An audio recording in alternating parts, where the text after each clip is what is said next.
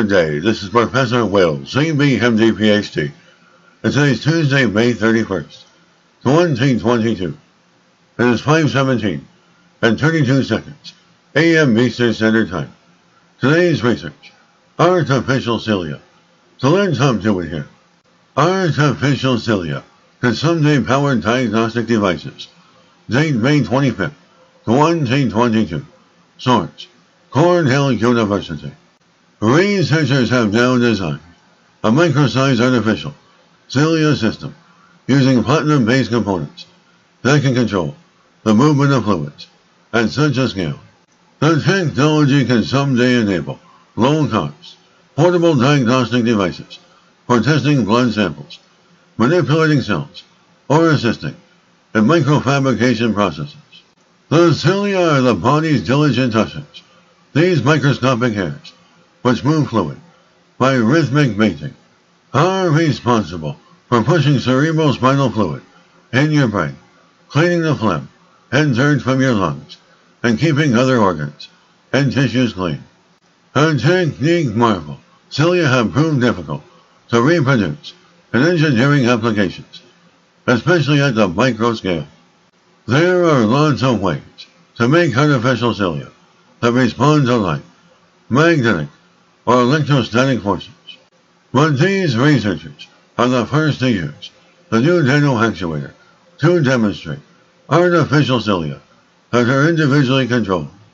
The researchers build off a platinum-based, electrically powered actuator, the part of the device that moves. The group previously created to enable microscopic robots to walk.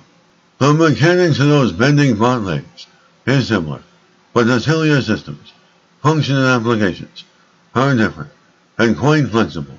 What researchers are showing here is that once you can individually address these cilia, you can manipulate the flows in any way you want. You can create multiple separate trajectories. You can create circular flow. You can create transport, or flows. Then split up into two paths, and then recombine. You can get flow lines in 3 dimensions. Anything is possible. It has been very hard to use existing platforms to create cilia that are small, work in water, are electrically addressable, and can be integrated with interesting electronics. And this system solves these problems. And with this kind of platform, we are hoping to develop the next wave of microfluid manipulation devices. A typical device consists of a chip that contains 16 square units, with 8 cilia arrays per unit, and 8 cilia per array, with each cilium about 15 micrometers long, resulting in a carpet of about 1,000 artificial cilia.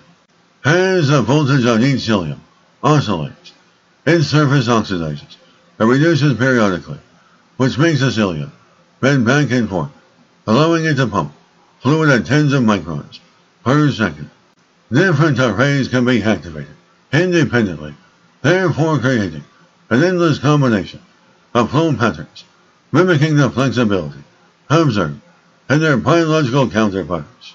As a bonus, the team created a cilia device that is equipped with a complementary metal oxide semiconductor CMOS clock circuit, essentially an electric brain, that allows the cilia to operate without being tethered to a conventional computer system.